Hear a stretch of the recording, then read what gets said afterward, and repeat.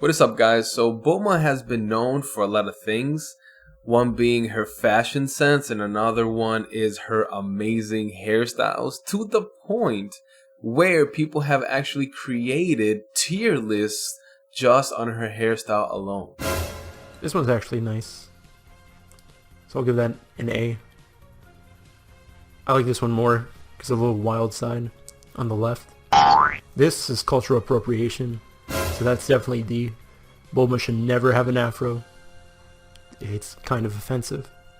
Now, she's also known for her intelligence and her technological skills. Now, in Dragon Ball Z, Bulma helps develop the Capsule Corp spaceship that takes them from Earth to Namek. In the Dragon Ball Super anime, she invents a time machine that takes Goku and Vegeta into the future to fight a villain.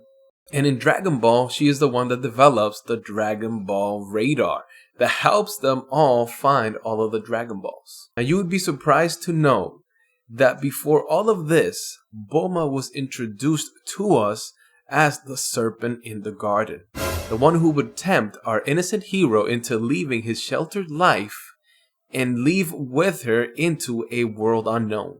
Today we're going to show you how Bulma is the serpent of Dragon Ball. Dragon Ball starts with our hero Goku running around the forest, enjoying nature and on the hunt for some food.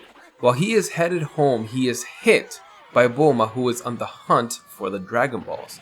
After they get to know each other, Goku takes her back to his home to cook her a meal, because his grandfather told him that if he ever met a girl, he is to be nice to her. Now, once they make it to Goku's house, the deceptions begin, for you see, Goku has one of the Dragon Balls that Bulma has been looking for, and she needs Goku's Dragon Ball in order to make her wish. Now, here's the thing, both the serpent and Bulma are both viewed by our innocent victims as innocent and harmless. But ultimately, they both have their own agenda in mind, and they're not afraid to use deception and manipulation in order to get what they want. Now, Bulma first tries to get the Dragon Ball from Goku by offering a little quid pro quo. Hey, I know what. Look, I'll trade ya.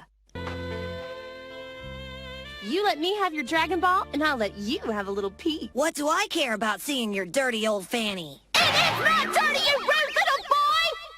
You know, I haven't seen this scene in a few years, and I'm surprised that this was actually in a kid's show. Now, here we see that Goku is simply not interested in Bulma's fanny, so she has to move on to other measures. Bulma decides to use Goku's grandpa against him. She tells Goku that his grandfather would be very proud of him if he were to join her, because he would be out there seeing the world. While ultimately what she wants to do is to get the Dragon Ball from Goku and be able to make her wish. Her wish being a boyfriend. The little kid's stubborn, but he'll make a good bodyguard until I make my wish. I'll wish for the most perfect boyfriend that ever lived. I had forgotten how boy crazy Bulma is in Dragon Ball actually. Now, similarly, the serpent presents itself to Eve as wise and knowledgeable, looking to help Eve. But in reality, the serpent has its own goals in mind, which are to lead Eve astray. First, the serpent tries to get Eve to question what God had said by saying, did God really say you must not eat the fruit from any trees in the garden? But Eve actually corrects the serpent. And at this time, like Bulma, the serpent makes up a lie to convince Eve. He tells her that whatever God told her would not happen if she ate from the tree, which obviously was a lie. Ultimately, the serpent is successful in deceiving Eve. Now, an interesting thing about the serpent and Bulma is that they both use similar tactics in order to convince their victims. They both offer them more than what they currently have. Bulma offers Goku a bigger world. She offers him a chance to see and learn all sorts of new things. And in that same way, the serpent offers Eve the opportunity to know the difference between good and evil. Not only that, but if she were to eat from the fruit, then she would become like God. You know, the crazy thing about all of this, as I'm thinking about it, is that without Bulma, And without the serpent, we don't get the heroes of our stories.